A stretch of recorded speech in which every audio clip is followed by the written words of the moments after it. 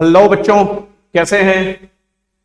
और सभी बच्चों को हालांकि पता होगा कि इससे ठीक पहले एक जीओसी की क्लास जो थी, जनरल ऑर्गेनिक केमिस्ट्री की शेड्यूल थी, और वो जो क्लास शेड्यूल थी वो क्लास 11th की थी। तो डेफिनेटली इस वजह से थोड़ा सा इस नोटिफिकेशन के क्लास को ऑन करने में थोड़ी सी लेट हुई है, लेकिन कहीं ना कहीं आप चैनल पे जरूर देख पा रहे थे कि ठीक है, हम आपके साथ क्लासरूम में ही थे। तो बच्चों, अब आप तैयार हो जाइए बहुत अच्छे से। और सभी बच्चों को आज जो अब टॉपिक पढ़ना है, ये आपको टॉपिक पढ़ना है ऑप्टिकल एक्टिविटी से रिलेटेड टॉपिक है। Halo alkane, hello Areen chapter में इसका बहुत यूज होता है, उसी टॉपिक को हमें पढ़ना है। जल्दी से जल्दी लिंक शेयर कर दीजिए बच्चों, ताकि ज्यादा से ज्यादा बच्चे इसमें जुड़ जाएं, सभी बच्चे इसका आनंद उठा पाए। जल्दी से जल्दी लिंक शेयर कर दीजिए, बच्चों का किसी का भी नुकसान नहीं होना चाहिए। सभी बच्चों को इन्फॉर्म कर दीजिए कि क्लास जो है स्टार्ट हो गई है। और मैं बस 1 मिनट के लिए वेट करता हूं, देखता हूं कि जब बच्चे आ जाते हैं तो मैं इसको फुल फ्लैज क्लास स्टार्ट कर देता हूं। ठीक है बच्चों, जल्दी से जल्दी आप जो है शेयर कर दीजिए लिंक अपने दोस्तों को। जो भी बच्चे क्लास में हैं, they are most welcome. Good evening बच्चों, जो भी हमारे साथ हैं, जल्दी से जल्दी लिंक शेयर कर दें।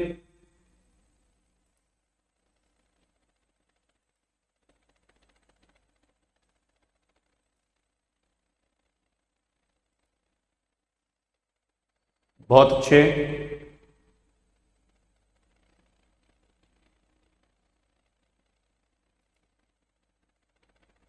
देखिए बच्चों, आप समझिए कि आज आपको जो टॉपिक पढ़ना है वो हेलो एल्केन हेलो अरीन में अपने पिछला एक टॉपिक पढ़ा था, जिसको बोलते हैं कि न्यूक्लियोफिलिक सब्स्टिट्यूशन। उस न्यूक्लियोफिलिक सब्स्टिट्यूशन रिएक्शन टॉपिक में आपने देखा था SN1 और दूसरा देखा था SN2। तो ये जो टॉपिक अभी मैं आज पढ़ाने जा रहा हूं, ये रिलेटेड उसी टॉपिक से ही है, SN1 SN2 से ही रिलेटेड है बेटा। तो सबसे पहली बात तो एक बात ये समझ लें कि ठीक है, जो आप टॉपिक पढ़ने जा रहे हैं उसमें दरअसल जो ऑप्टिकल एक्टिव है, इस बात का क्या मतलब है। ऑप्टिकल एक्टिव कंपाउंड्स क्या होते हैं, ये बहुत इंपॉर्टेंट है। बहुत सिंपल सी लैंग्वेज में बात करेंगे, सभी इसको समझ पाए, क्योंकि एग्जामिनेशन नजदीक है।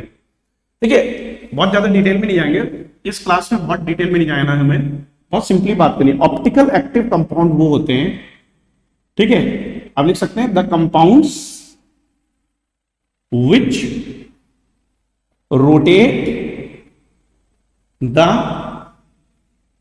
Plane of polarised light. जो कंपाउंड पोलराइज्ड लाइट के प्लेन को रोटेट कर सकते हो या उससे इंटरेक्ट करते हैं, वो ऑप्टिकल एक्टिव कंपाउंड होते हैं। पोलराइजेशन क्या होता है, ये फिजिक्स में आप पढ़ते हैं बहुत अच्छे से। पोलराइजेशन के ऊपर एक मैं वीडियो डालूंगा अलग से, क्योंकि मुझे केमिस्ट्री में इस टॉपिक को जब भी पढ़ाना होता है तो पोलराइजेशन के लिए मैं एक अलग से वीडियो डालूंगा। ठीक है, उसका स्टैंडर्ड भी जो है वो, ठीक है, एक अच्छा स्टैंडर्ड होगा। ठीक है, फिजिक्स का जो स्टैंडर्ड होता है, ठीक है, उसी स्टैंडर्ड का वो लेक्चर होगा, पोलराइजेशन पे डालूंगा, वो आपके लिए फिजिक्स के लिए भी काम आएगा।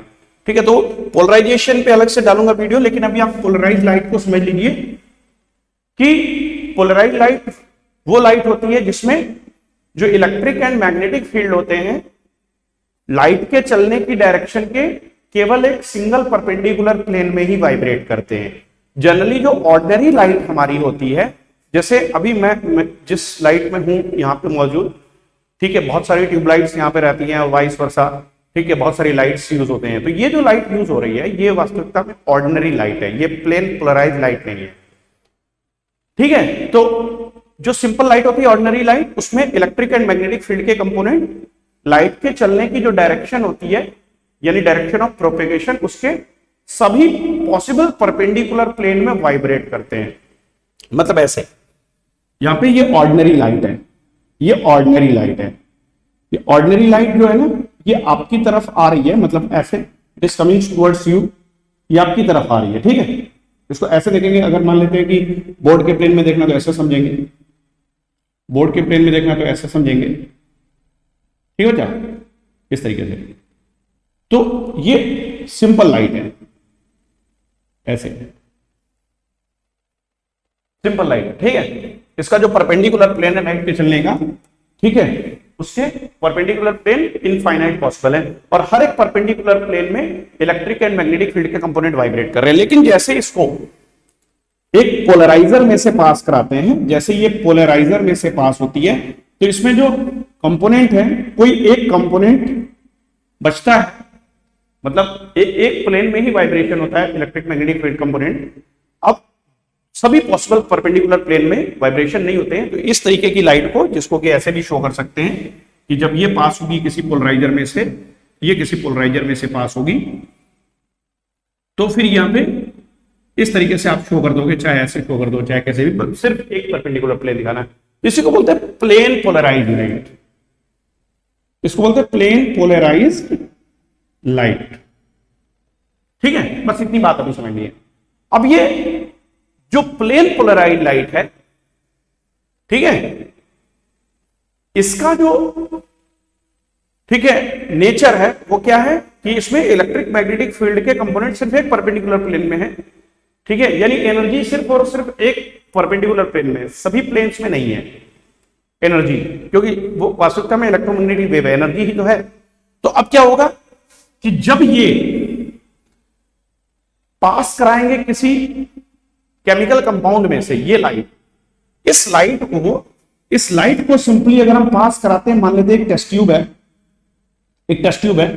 एक सैंपल है, ठीक। इस सैंपल में हमने क्या किया, इस सैंपल में एक यहां पे हमने स्लिट बना दी, और स्लिट पे हमने क्या किया, यहां पे एक स्लिट के थ्रू प्लेन पोलराइज्ड लाइट को इंसिडेंट कराया। यहां पे सैंपल है, इस सैंपल में से जब लाइट पास हुई, और लाइट का पाथ तो जानते हैं आप कैसा होता है, स्ट्रेट चलती है। लाइट जब यहां से निकली इसको क्रॉस करके, तो अगर लाइट का जो प्लेन था, प्लेन पोलराइज्ड लाइट का जो प्लेन था, अगर वो प्लेन पोलराइज्ड लाइट का प्लेन ऐसे घूम गया या वो ऐसे घूम गया, मतलब या तो वो प्लेन राइट की तरफ क्लॉकवाइज या तो मूव कर गया, क्लॉकवाइज रोटेशन हो गया, ठीक, या एंटी क्लॉकवाइज रोटेशन हो गया उस प्लेन का, तो फिर इसको हम बोलते हैं कि ये जो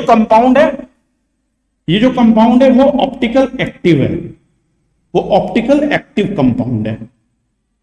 केमिस्ट्री में आपको हेलोएल्केन क्लोरीन में यही समझना है कि ऑप्टिकल एक्टिव कंपाउंड दरअसल होता क्या है।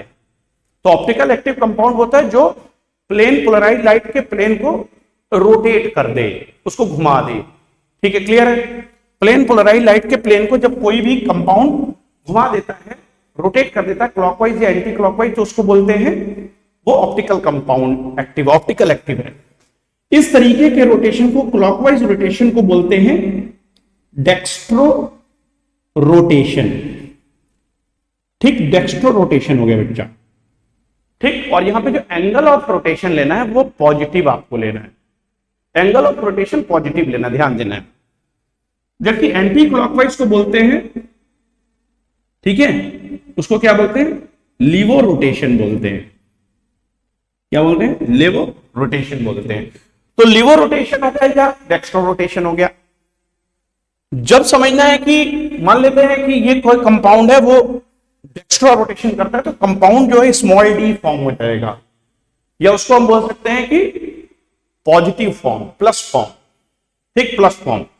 और क्योंकि एंगल ऑफ रोटेशन पॉजिटिव लेना है, अगर उसने लीवो रोटेशन कराया तो उसको स्मॉल एल बोलते हैं या लीवो रोटेटरी बोलते हैं, या फिर उसको बोलते हैं नेगेटिव फॉर्म, माइनस फॉर्म, ठीक है, क्लियर है। तो क्योंकि वो एंटी क्लॉकवाइज रोटेशन करा रहा है ना, ठीक है। तो अब इसको समझना है कि कब ऑप्टिकल एक्टिव कंपाउंड होगा, ये तो एक्सपेरिमेंटल व्यू हो गया ना, ऐसे हम देखेंगे कि वो ऑप्टिकल एक्टिव है नहीं है। लेकिन अब बात हम ये करेंगे बच्चा यहाँ पे कि आखिर कोई कंपाउंड जो होता है, ठीक है, वो कब ऑप्टिकल एक्टिव होगा और कब ऑप्टिकल एक्टिव नहीं होगा, ठीक। ये नंबर ऑफ एटम्स एंड उसकी जो ज्योमेट्री है उसके वाइज देखते हैं। तो सबसे पहली बात तो ये होती है कि कभी भी ऑप्टिकल एक्टिव कंपाउंड होगा तो उसके लिए क्या शर्त जरूरी है। सबसे पहली बात देख ले, ऑप्टिकल एक्टिव कंपाउंड होने के लिए नेसेसरी थिंग क्या है। सबसे इंपॉर्टेंट बात, ज्योमेट्री से चलते हैं, ठीक है। Conditions necessary for optical active, ध्यान देना, conditions necessary for optical active compound. Optical active होने के लिए कंपाउंड को क्या कंडीशन नेसेसरी? पहली बात, उसकी जो ज्योमेट्री होनी चाहिए वो बच्चों टेट्राहेड्रल होगी। ये ऑर्गेनिक कंपाउंड के सेंस में मैं बात कर रहा हूं, उसकी जो ज्योमेट्री होगी टेट्राहेड्रल होगी, यानी कि उसका हाइब्रिडाइजेशन क्या होना चाहिए? sp3 होना चाहिए, 4 बॉन्ड उसके साथ जुड़े होने चाहिए। कार्बन के साथ 4 बॉन्ड बने ही होते, और चारों बॉन्ड जो हैं वहां जो एटम जुड़े हैं, ठीक, उनमें कैसा रिलेशन रहना चाहिए? ध्यान देना। देखो, कार्बन के साथ अगर 4 ग्रुप में दिखा दिया, CH3 दिखा दिया, दूसरा मैंने यहां Cl दिखा दिया, यहां पे मैंने H दिखा दिया, यहां मैंने C2H5 दिखा दिया, ध्यान से समझ। तो कार्बन की चारों वैलेंसी के साथ 4 अलग अलग, ठीक, आप स्पीसीज देख रहे हो, H देख रहे हो, Cl देख रहे हो, C2H5 देख रहे हो। तो इसका मतलब क्या हुआ कि ये कार्बन इस समय एसिमेट्रिक कार्बन है, एसिमेट्रिक कार्बन है। दूसरी बात, इसी को हम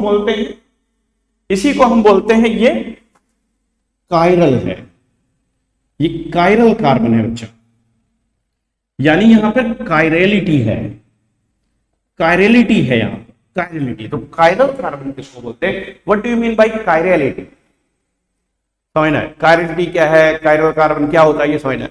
तो कायरेलिटी या कायरल कार्बन का मतलब होता है कि जिसके साथ 4 ग्रुप अलग अलग जुड़ा हो, उसी को बोलते हैं कायरल कार्बन या कायरेलिटी। एक, ठीक है, कंडीशन है किसी एक ऑर्गेनिक कंपाउंड में कार्बन का क्या होना चाहिए? चारों बॉन्ड अगर अलग अलग है तो इसी को बोलते हैं कायरेलिटी। ठीक है, अगर मान लेते हैं कि 2 ग्रुप कुछ सेम है, मान लेते हैं कि जैसे यहां पे C है, C के साथ में CH3 जुड़ा हुआ है, यहां पे H है, यहां पे भी H और यहां पे Cl है, तो फिर ये अकायरल हो गया। जो भी कंपाउंड, जिन भी कंपाउंड में एटलीस्ट एक भी कायरल कार्बन पाया जाता है, ठीक है, वो हमेशा क्या होते हैं? ऑप्टिकल एक्टिव होते हैं, पहली बात। तो ऑप्टिकल एक्टिव ऑर्गेनिक कंपाउंड्स कौन से होंगे? जिसमें कायरेलिटी पाई जाएगी, जिसमें कायरल कार्बन होगा। क्लियर है? ये बात तो क्लियर होगी सब बच्चों को, कायरल कार्बन क्या होता है? सभी बच्चे जो हमारे साथ में, उनको गुड इवनिंग। ठीक है, और लिंक शेयर कर दीजिए जल्दी से जल्दी, स्टेटस लगा दीजिए ताकि ज्यादा से ज्यादा बच्चे क्लास में इंटरेक्शन कर पाए आकर के, और अभी अभी सीख पाए, क्योंकि बाद में इतना ज्यादा लेक्चर हो जाएगा कि आप डिसाइड नहीं कर पाओगे कि कौन सा लेक्चर सुना जाए, किसको देखा जाए, क्योंकि बहुत सारे वीडियोस हो जाएंगे। तो उस समय आप ही को टेंशन होने लगेगी, इसलिए एक रूल बना लीजिए कि हाँ, नोटिफिकेशन चेक करना है, क्लास जब भी शेड्यूल्ड है तो हमको क्लास देखनी ही देखनी है। नहीं तो इतना ज्यादा आप ही के ऊपर बर्डन हो जाएगा, वो फिर से वैसा लगने लगेगा जैसे कि बुक्स हैं हमारे पास, नोट्स हैं, लेकिन हम कहाँ से शुरू करें, फिर आप पजल्ड हो जाओगे, और फिर जो है वहीं के वहीं रह जाते हैं सभी। तो इसलिए क्या करना है कि डेली जो भी क्लास शेड्यूल्ड है उसको देखना जरूर है, या उस समय नहीं देख पाए तो थोड़ा समय बाद जरूर सुन लेंगे, लेकिन करना जरूर है ये वर्क। ठीक है, आदत डाल लीजिए तो खत्म होता जाएगा सिलेबस। तो ये कायरेलिटी जहां पर होगी वहां पे आपको ऑप्टिकल एक्टिव कंपाउंड मिलेगा। डन। अब यहां पे थोड़ी सी एक बात और समझ लीजिए कि ये अगर ऑप्टिकल एक्टिव कंपाउंड है तो ये कितने तरीके का कंपाउंड हो सकता है, मतलब कितने फॉर्म इसके हो सकते हैं, ध्यान से समझना। तो इसके 2 फॉर्म होते हैं, या तो ऑप्टिकल एक्टिव कंपाउंड एक्स्ट्रोरोटेटरी होगा या लिबोरोटेटरी होगा, तो या तो डी फॉर्म होता है या एल फॉर्म होता है, ध्यान समझना। Condition necessary for optical active compound आपने देखा, पहली शर्त देखी। अब इसमें आप देखेंगे ऑप्टिकल एक्टिव कंपाउंड में या तो वो डी फॉर्म होगा या फिर वो एल फॉर्म होगा। डन। और अगर इन दोनों का इक्विमोलर मिक्सचर हो, अगर इन दोनों का इक्विमोलर मिक्सचर हो, ठीक है, of D and L form, तो बेटा उसको हम डीएल फॉर्म कहते हैं। ठीक, डीएल फॉर्म कहते हैं, या उसको हम मीसोफॉर्म भी कहते हैं, ध्यान समझना। अब ऑप्टिकल एक्टिव कंपाउंड के केस में एक खास बात और जरा समझिएगा ध्यान से। देखिए, जितने भी ऑप्टिकल एक्टिव कंपाउंड होते हैं ऑप्टिकल एक्टिव कंपाउंड की खासियत एक और है, उस केस में क्या होगा, जो उसका मिरर इमेज होगा, उसका mirror image non super imposable होता है, वेरी इंपॉर्टेंट। ठीक, इसके जो मिरर इमेज होते हैं, इनके जो मिरर इमेजेस होते हैं वो नॉन सुपर इम्पोजिबल होंगे, नॉन सुपर इम्पोजिबल। मतलब उसका जो मिरर इमेज है वो दूसरे कॉपी करिए, पेस्ट करिए, तो फिर वो अलग अलग नजर आएगा। जैसे ठीक है, आप अपने राइट हैंड को लेफ्ट हैंड को देखिए, तो क्या राइट हैंड लेफ्ट हैंड एक दूसरे के ऊपर ओवरलैप कर सकते? नहीं कर सकते, है ना, कहीं ना कहीं। ठीक, राइट हैंड में और लेफ्ट हैंड में आपको दिखाई देता है। ऐसे देखेंगे आप, जैसे आप देख रहे हैं, मान लेते हैं बी, ठीक, अल्फाबेट बी, अगर इसके सामने हम मिरर रख दें तो बी का शायद इमेज ऐसा बनेगा, ये इमेज, तो ये क्या बन गया? ठीक, ये एक इन्वर्जन हो गया, लैटरल इन्वर्जन, इसको फिजिक्स में बोलते हैं लैटरल इन्वर्जन हो गया। तो लैटरली इन्वर्ट जब हो गया तो क्या ये बी उठा के इसके ऊपर आप रख पाओगे? नहीं, नहीं रख पाओगे ना। तो ये क्या है, ये दोनों क्या है एक दूसरे के नॉन सुपर इम्पोजिबल है। डन। जैसे मान लेते हैं कि यहां पे अब हम एक इस तरीके का कोई एक डिजाइन बनाया मैंने,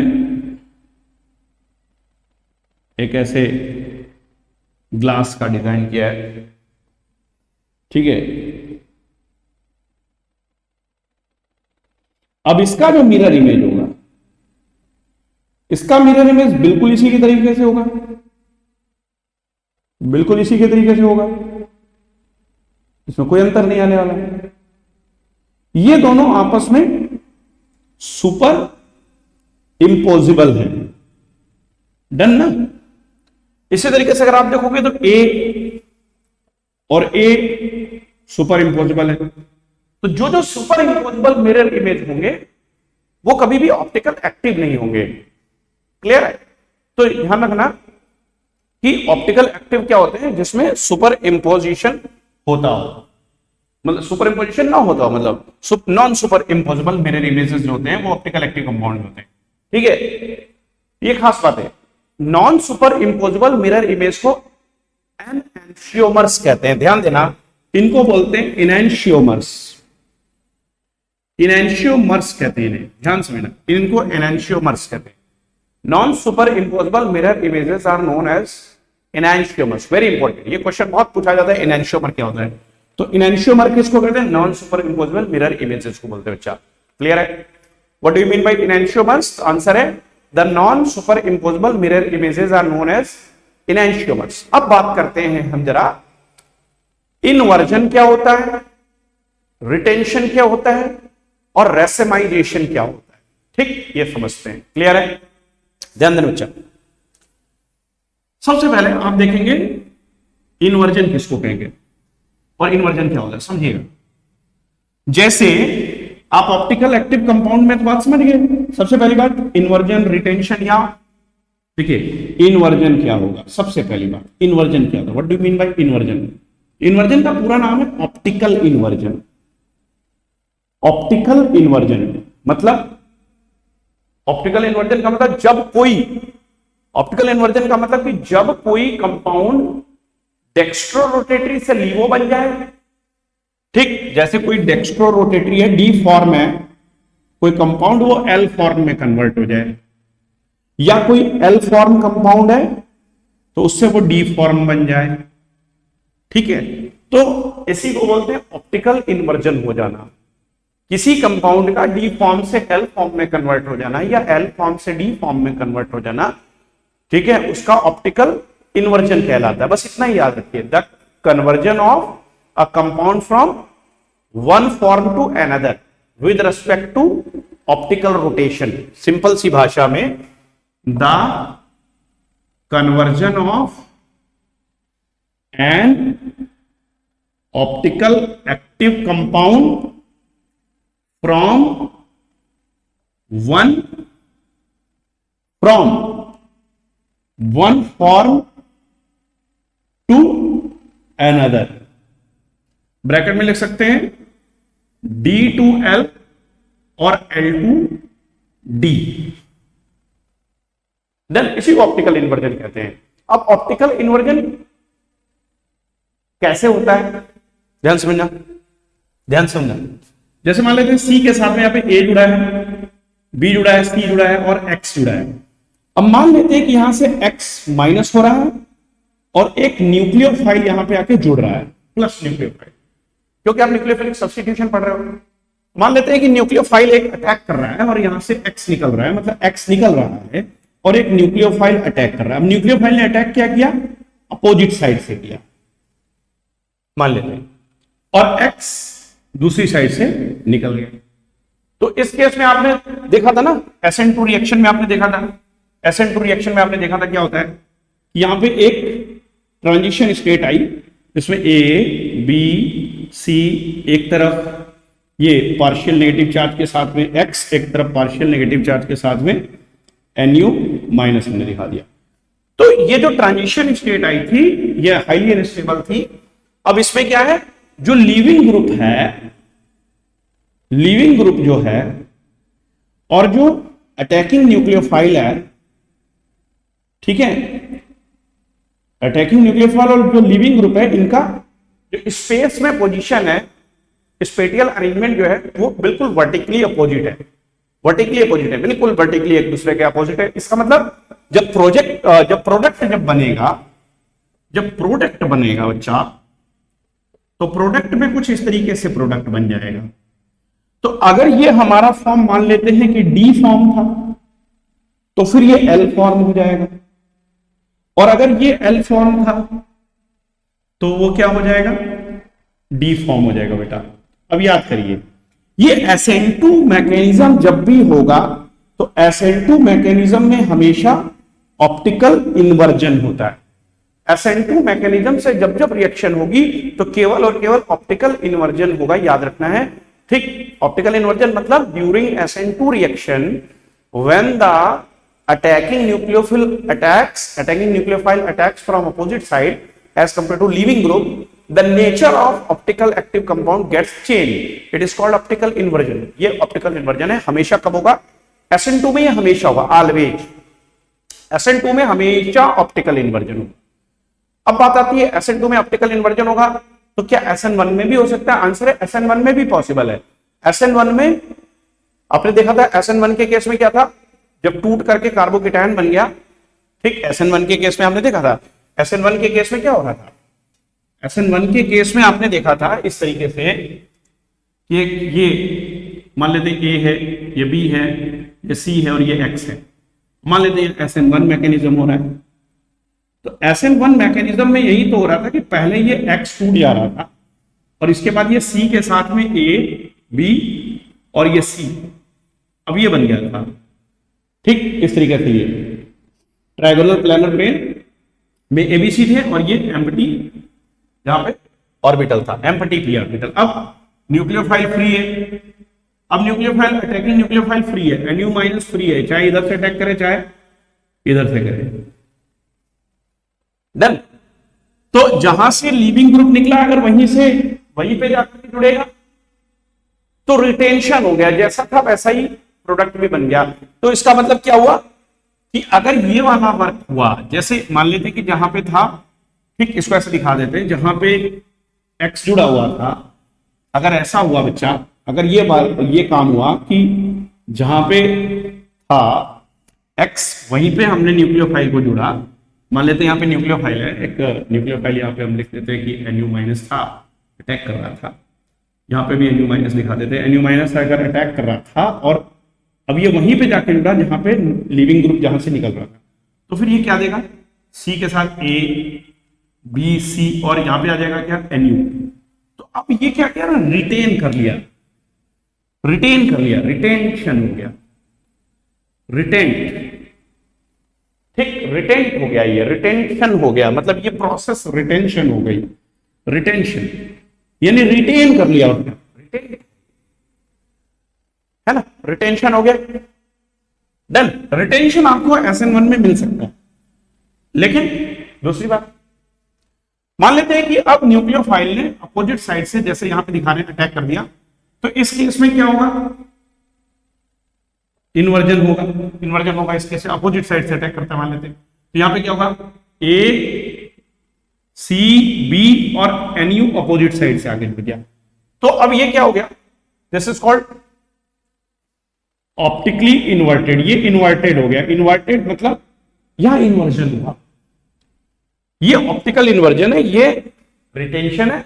अब बात आई, अगर 50% ये काम हो गया, अगर मान लेते हैं कि 50% इन्वर्जन हुआ और 50% रिटेंशन हुआ, तो जो मिक्सचर यहां पे बनेगा वो क्या होगा, मिक्सचर क्या होगा, मिक्सचर को बोलेंगे, ठीक, यहां पे क्या हो गया, रेसमाइजेशन हो गया। रेसमाइजेशन हो गया, रेसमिक मिक्सचर बन गया। क्या बन गया, रेसमिक मिक्सचर बन गया।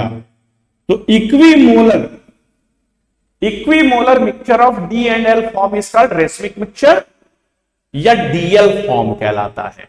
मेरे ख्याल से ये बात आपको समझ में आ गई कि SN1 में रेसमाइजेशन भी पॉसिबल है, इन्वर्जन भी पॉसिबल है और रिटेंशन भी पॉसिबल है। तो SN1 में, यानी इन SN1 इन्वर्जन, रिटेंशन एंड, ठीक, रेसमाइजेशन, ऑल आर पॉसिबल। लेकिन इन SN2 only inversion is possible. ध्यान देना बच्चा बात को, क्लियर है, only and only inversion is possible. I think so ये बहुत छोटे से वीडियो में आपको बात समझ में आ जाएगी, ठीक है। ये छोटा सा टॉपिक हमारा जो था, ऑप्टिकल एक्टिव कंपाउंड क्या होते हैं, कायरलिटी क्या होती है, डी फॉर्म क्या है, एल फॉर्म क्या है, ऑप्टिकल रोटेशन के केस में कितने तरीके का ऑप्टिकल रोटेशन होता है, ठीक है, इन्वर्जन क्या है, रिटेंशन क्या है, रेसमाइजेशन क्या है, ये आप समझ गए, क्लियर है। अब इस पे अगली क्लास में हम लोग क्या करेंगे, एक प्रैक्टिस करेंगे क्वेश्चंस की, ठीक है, जिसमें अगला जो क्लास हम नेक्स्ट डे रखने वाले हैं उसमें हम SN1 वर्सेस SN2 के PYQs कराएंगे, सारे जितने भी, ठीक, प्रीवियस ईयर के क्वेश्चन है SN1 SN2 पे सारे कराएंगे। साथ ही साथ में ये ऑप्टिकल एक्टिव कंपाउंड वाले केस करेंगे और फिर इसके बाद हम लोग क्या है अगले टॉपिक पे जाएंगे जिसको बोलते हैं एलिमिनेशन रिएक्शन, ठीक है। तो तब तक के लिए आप खूब सारी मेहनत करते रहिए बच्चों। आज की ये क्लास का छोटा सा हमारा वीडियो था, क्लियर है, बहुत अच्छे से इसको समझ लीजिएगा। इसके PYQs कल करेंगे, नोटिफिकेशन आपको मिल जाएगा, आज ही मिल जाएगा रात तक, ठीक है, क्लियर। तो तब तक के लिए खूब सारी पढ़ाई करते रहिए बच्चों, ठीक है। मिलते हैं कल की क्लास में। अभी आज इतनी ही क्लासेस चलेंगी, क्लियर है जो बच्चे हैं। चलिए तब तक के लिए आप सभी खूब सारी मेहनत करते रहिए, अपना नाम रोशन करिए, अपने माता पिता का नाम रोशन करिए, देश का नाम रोशन करिए। जय हिंद बच्चों। और एलिमेंट एड्यूटेक पे आपका एक बार फिर से बहुत बहुत स्वागत। आपने इतनी सारी क्लासेस की हैं अब तक, इसको जल्दी से जल्दी वायरल कर दीजिए। मिलते हैं कल ठीक इसी समय शाम को, नोटिफिकेशन आप चेक कर लीजिएगा। Thank you students, have a nice time ahead. अरे हमारे साथ कुछ बच्चे हमारे आगे हैं, कुछ और भी। तो गुड इवनिंग बच्चों, जो भी क्लास में लेट आए हैं। आज की क्लास का जो है टाइम ओवर हो गया है। जो टॉपिक था हमने ऑप्टिकल एक्टिव कंपाउंड्स पढ़ाया था, इसे आप बैक जाके देख सकते हैं, ठीक है। यह वीडियो अपलोड अलग से भी होगा, स्ट्रीम होने के बाद ऑलरेडी अपलोड हो जाता है। सभी बच्चे अपना एक्सपीरियंस शेयर करें, कैसा महसूस हो रहा है, किस तरीके से उन्हें इस क्लास में फील हो रहा है, बिल्कुल कमेंट करें और इसको वायरल करिए, जल्दी से जल्दी शेयर करिए अपने फ्रेंड्स को, ठीक है, ताकि फुल फ्लेज क्लासेस बहुत अच्छे से चलें। बहुत सारा मटेरियल है, क्लियर है। ये वाली क्लास बच्चों जरूर देख लेना, ये आपका एग्जाम में क्वेश्चन आ रहा है, ये वाला ऑप्टिकल एक्टिव क्या है, कायरलिटी क्या है, ठीक है। और मेरी गारंटी है बहुत अच्छे मार्क्स आप केमिस्ट्री में, ठीक है, लाएंगे। बोर्ड्स में भी सभी बच्चे हो जाएंगे क्लियर, पास हो जाएंगे बहुत अच्छे से, बहुत अच्छे अच्छे नंबर लाएंगे। तो जल्दी से जल्दी इसको शेयर करिए, सब्सक्राइब करिए और लाइक करिए और बेल आइकन जो प्रेस कर दीजिएगा, और कैसा लग रहा है इस क्लास में आकर के जरूर कमेंट करिएगा। Thank you students once again.